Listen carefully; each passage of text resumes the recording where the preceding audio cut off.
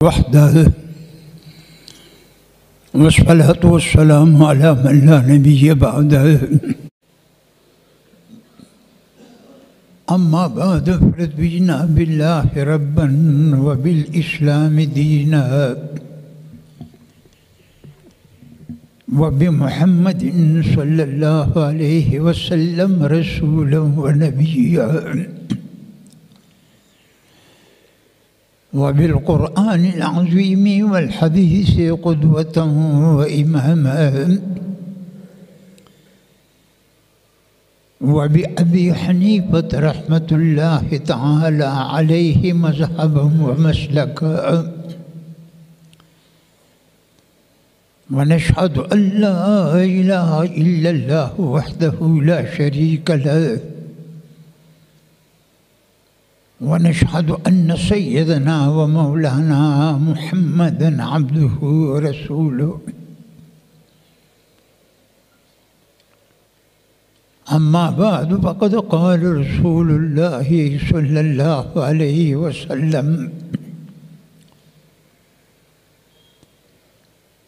मन जाअहुल मौतु व हुव यत्लुबुल इल्म वहुव यत्लुबुल इल्म लियुह्यिय बिहिल इस्लाम फलैस बैनहु व बैनन नबिय्यि इल्ला दरजतन वाहिदा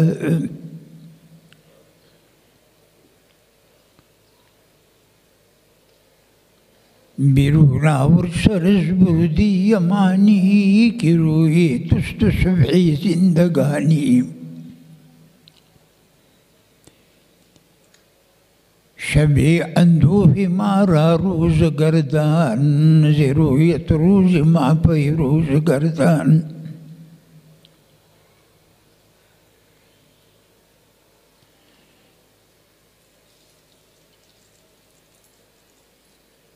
बिरूना वरसरस बुदी यमानी को रोए तुस्त सुबह जिंदगानी शबे अंदोह मारा रोज गर्दान ज़रूयत रोज माँ पे रोज गर्दान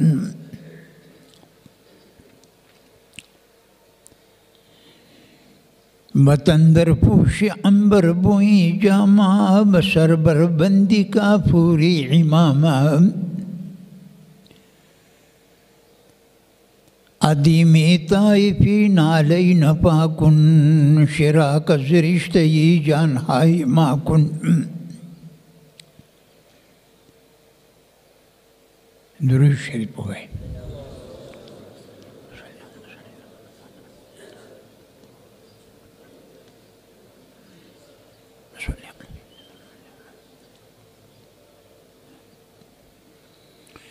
बुज़ुर्गान किराम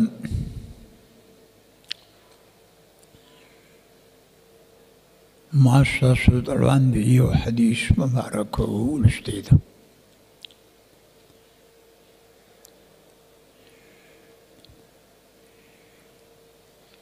पैगम्बर अलैहिस्सलाम मुबारक फरमाई दी थी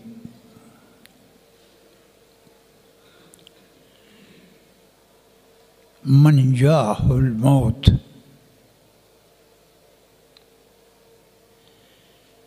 चाहता ची मर्ग आ गई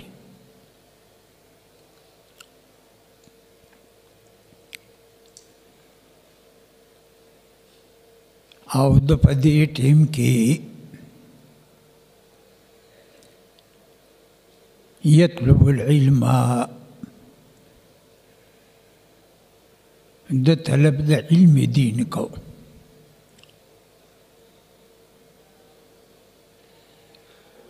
मर्ग व तरागी और पदी टीम की दो तलब द इल्म दीन को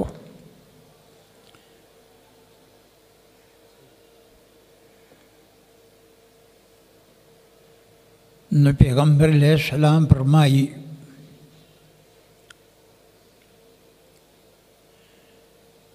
जदी तालिब पटीम की दत्ता मर्ग आ गई دی په دغه وخت کې طلب د علم کوي په کوم نیت باندې لیحیی به الاسلام چې دی په دې علم سره اسلام جمدی کی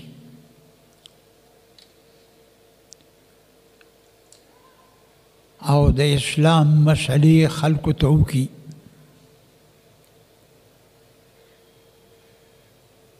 او احکام د اسلام دا بیان کی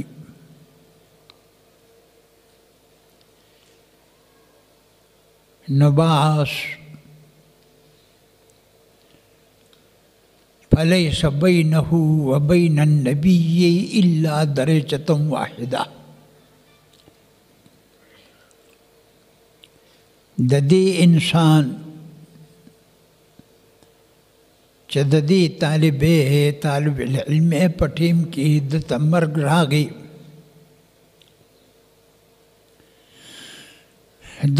د پیغمبر په مابین کې صرف یو درجه فرق دی الله اکبر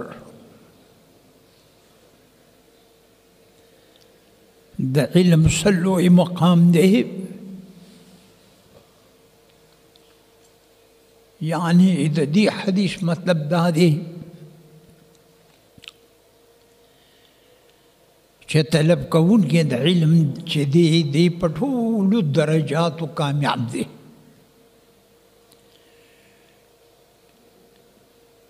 یوه درجه د نبوت ته تللی ده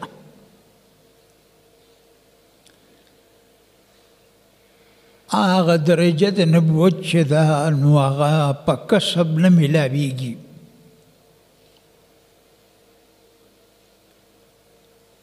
علم چې دی دا په کسب میلاویږي او نبوت او رسالت چې دی دا دی خداوندی دی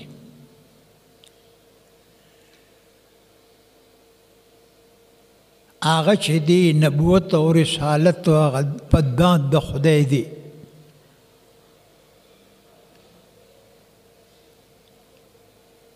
او دا قانون دی چې دا د خدا را قابلی شرط نیستو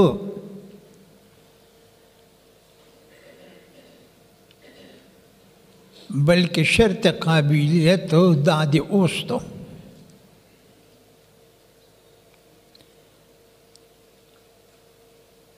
د خدای د عطوا دپاره قابلیت شرط نه دی بلکې شرط قابلیت چې دی دا د خدای دی عطوا د خدای ده بعضې یو انساني او ډېر ناپوهه وي په دین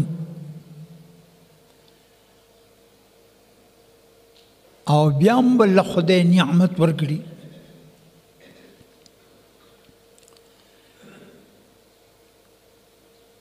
نو دا د خدا چې دی دا په قابلیت نه دی ناقابل سړی به یلدا به ورته داد وکړي الله به ورته عطوه وکړي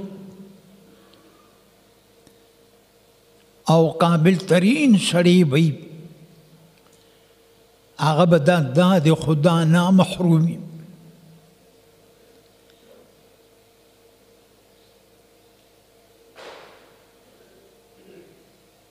تلخیص کې یو شعر راغلی دی کم عاقل اعیت مذاهبه وجاهل تلقاه مرزوقا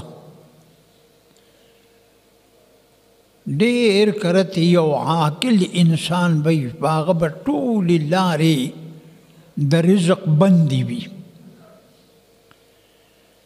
کم عاقل اعیت مذاهبه یو ډېر عاقل سړی به دروازې د رزق په هغه بندي وجاهل تلقاه مرزوقا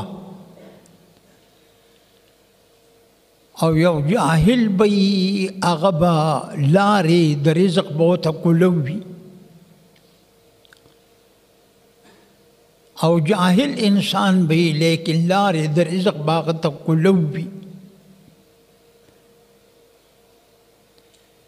دویم شعر وی فهذا الذي ترك الأوهام حيرة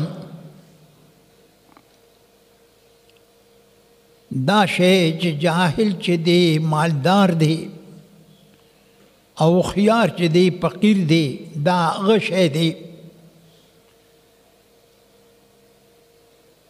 ترك الأوهام حيرة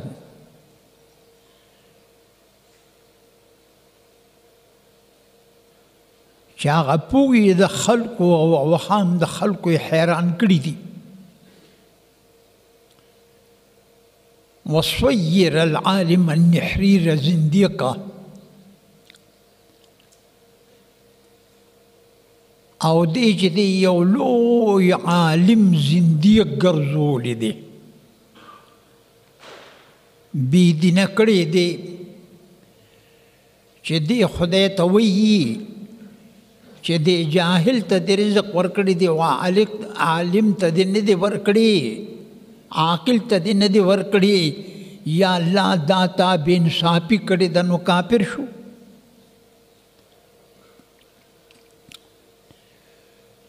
خدای ته چې څوک بې انصافه ووایي بس هغه کافر شو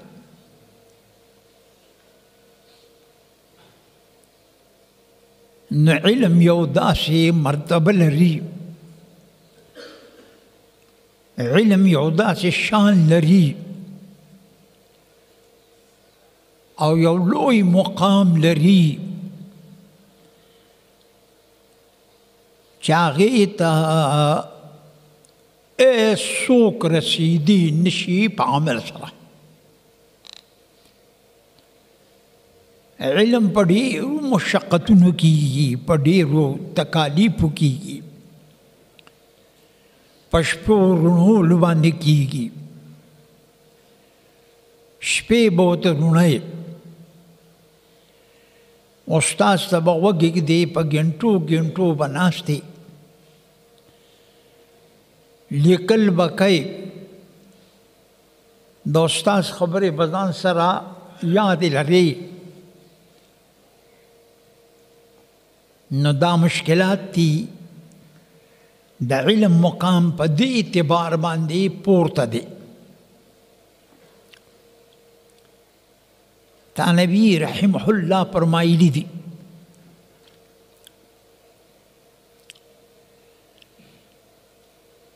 چې یو سړی د دې علم پیدو ته وګوره یو سړی چې مسله یاد کړه نو یو نعمت په د باندې دا وشو چې د جهل نه بچ شو د مسله د دین یاد کړه نو یو نعمت پیدا وشو چې د جهل نه فوراً بچ شو جهل خو لویه بلا ده یو نعمت په خدای دا وکړو چې دی فوراً چې مسله یاد کړه نو د جهل نه خوی نجات بیا مونته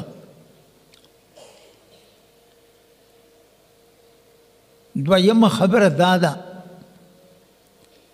چې اوس په الحال په د عمل نه دی کړی آینده کې به په عمل وکړي الله به توفیق ورکړي الله به توفیق په آینده کې خیر ورکړي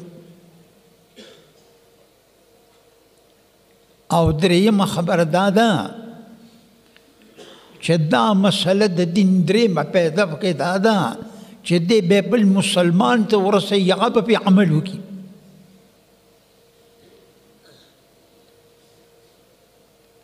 نو علم چې دی دا ټول د پیدي شی دی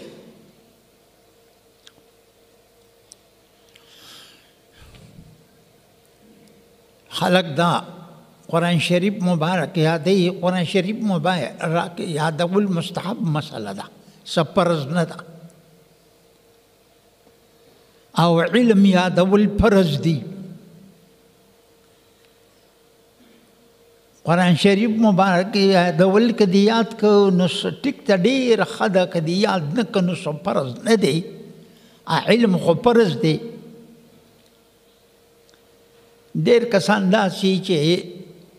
قرآن شریف مبارک یاد کړي مخکې تراویح کوي هغه په مانځه پوهېږي هم نه چې دا مونځ زما مونځ به په هغه چا پسې کېږي چې هغه په دې خبره پوهېږي چې مانځه کې دا فرض دي، چې مانځه کې فرض پاتې شي نو څه به کېږي؟ مانځه کې دا واجب دي چې واجب پاتې شي څه به کېږي؟ مانځه کې دا سنت دي چې سنت پاتې شي څه به کېږي؟ دا پکې مستحب دي چې دا پاتې شي څه به کېږي؟ چې دا مسلې دل نه وردي د مخکې مونځ برابر نه دی. که دا اوس ټیم کې د امامان ټول مو قتل، دا امامان غریبانان امیان دي. او بل دا دی چې دغه امامتۍ باندې تنخواګانې مقرر دي، هغه رښتیا خبره کولی هم نشي.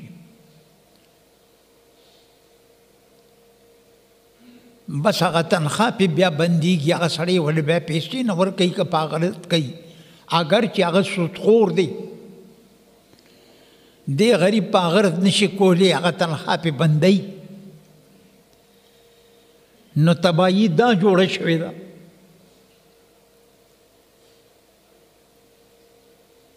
ما ستاسو خدمت کې عرض کوو چې علم په الله باندې ډېر زیات ګران دی.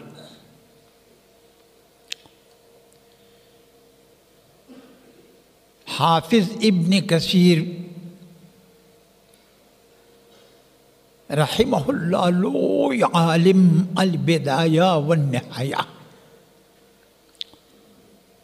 هغې کې لیکلي دي د مصر دی. مصر زبردست ښار تیر شوی دی، اوس هم کسان ښه دي، موږ سره اعتکاف کې ملګري یو ډېر ښه کسان وو بیت الله مبارک کې. نو اوس هم ډېر زیات ښه برابر خلک دی. دی وایي چې په یو ټیم کې په یو وخت کې یو څلور محدثینو، محدثین دې ته وایي چې هغوی په علم حدیث مبارک باندې پوهېږي چې لوی مقام دی، لوړ مقام دی.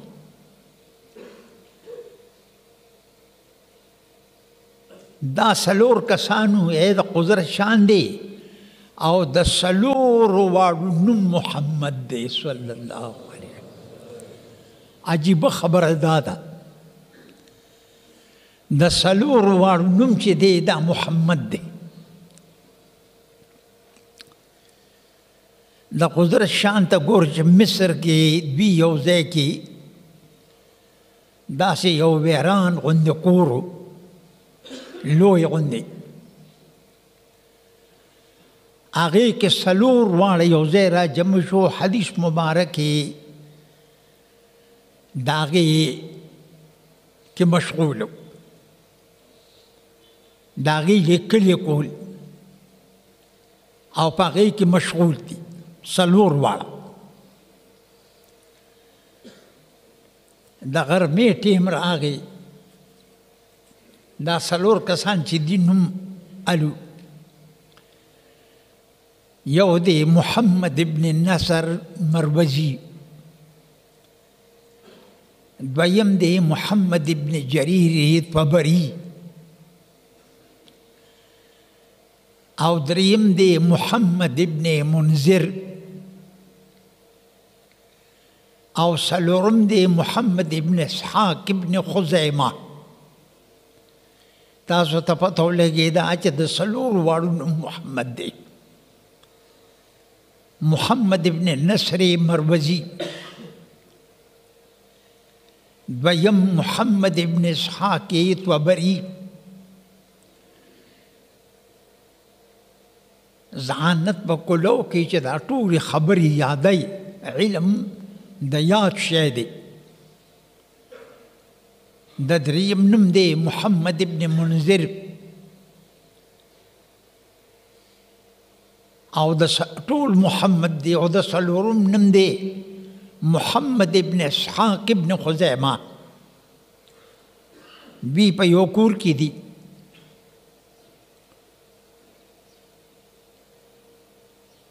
او د غرمې ټیم رانږدې شو، د خوراک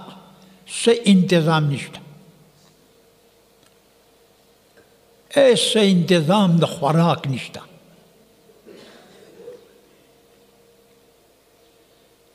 دوی یو بل ته وی چې یا لکه وږي یو، موږ خو په دې کار کې مشغول یو، دا خو ډېر د خیر کار دی، لیکن وږي یو. وی یو ملګری بار ته تلل پکار دي چې څه رزق چېته پیدا کړي، پیسې خو موږ سره شته دي نه، دا بس د الله پاک خوښه ده،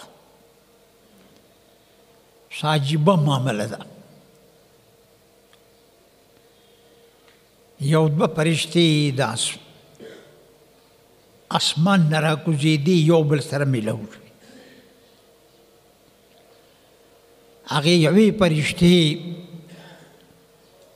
د بلې فرشتې نو کې څه لځي؟ وی یاره یو کافر یهودي دی او تازه میت زړه شوی دی، زه وله پیدا کوم. یهودي تازه میت زړه شوی دی، زه وله پیدا کوم، کافر دی. وی خبیث ته څه کوي؟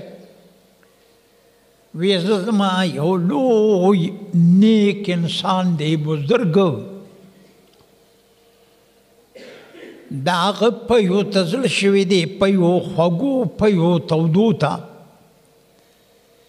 پی یې اخیستي دي. خدای پاک ما ته وی چې دا پی وله واړوه. هغه یهودي باندې ترو تازه کب خوري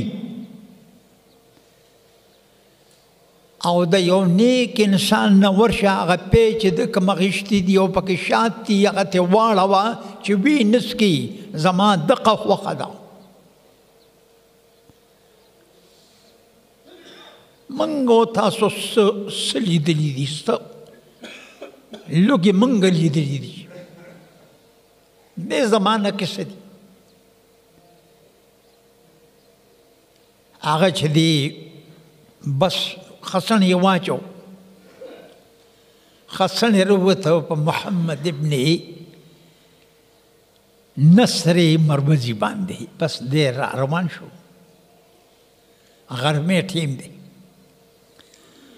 مونځ یې وکړه چې راشه مونځ وکړم چې خدای اسباب د رزق برابر کړي.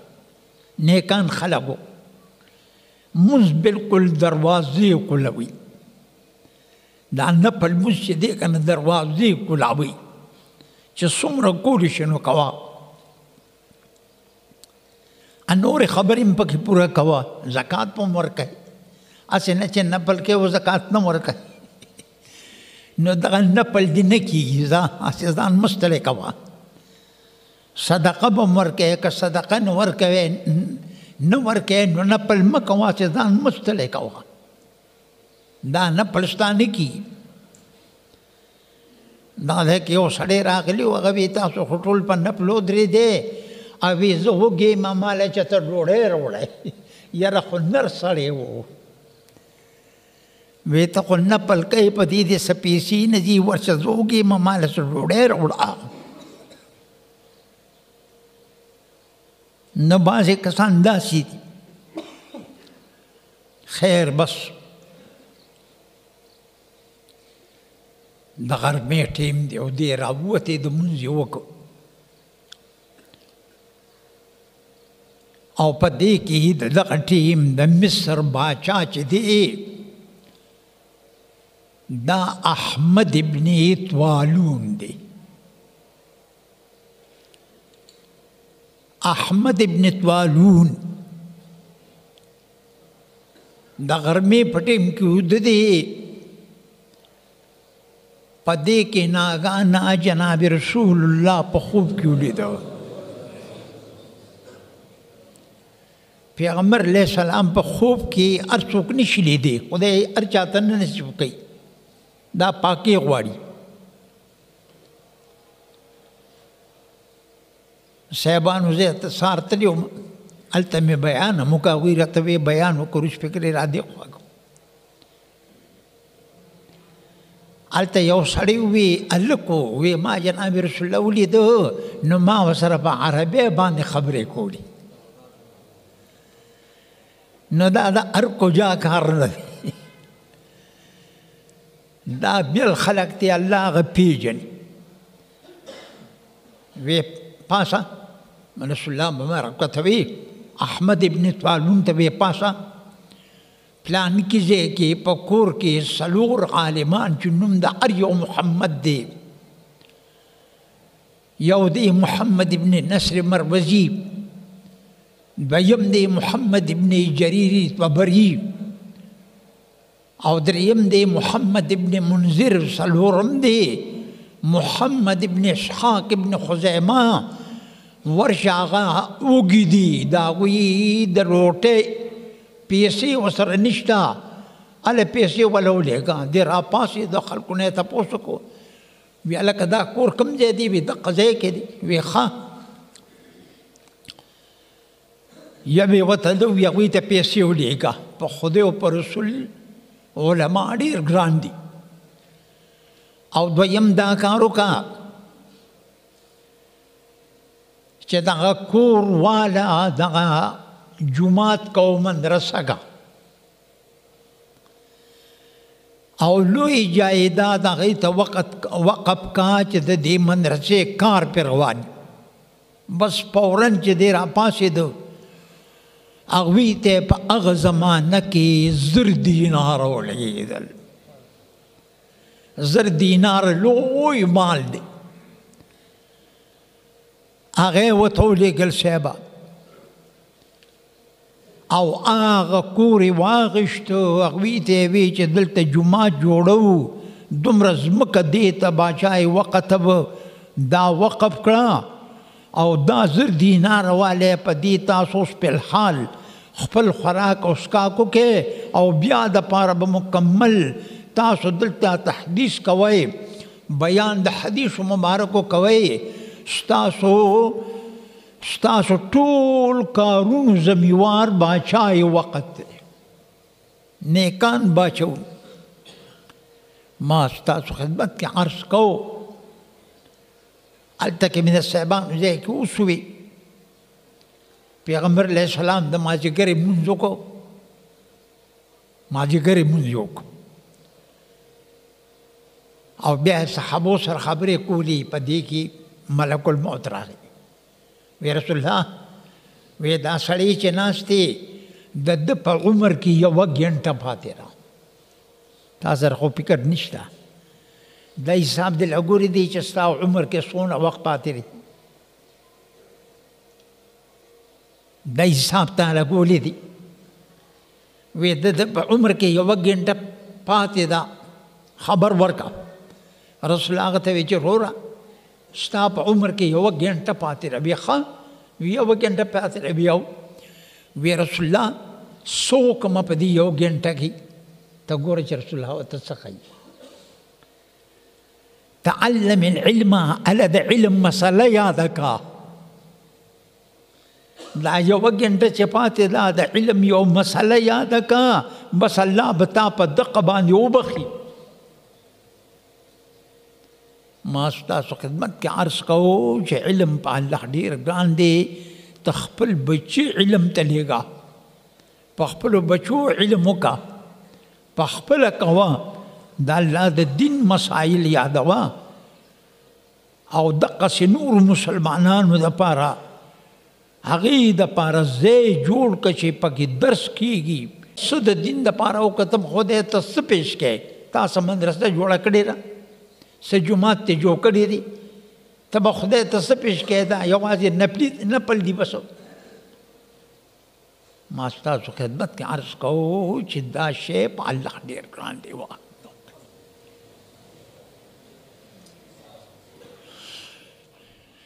سنت کوي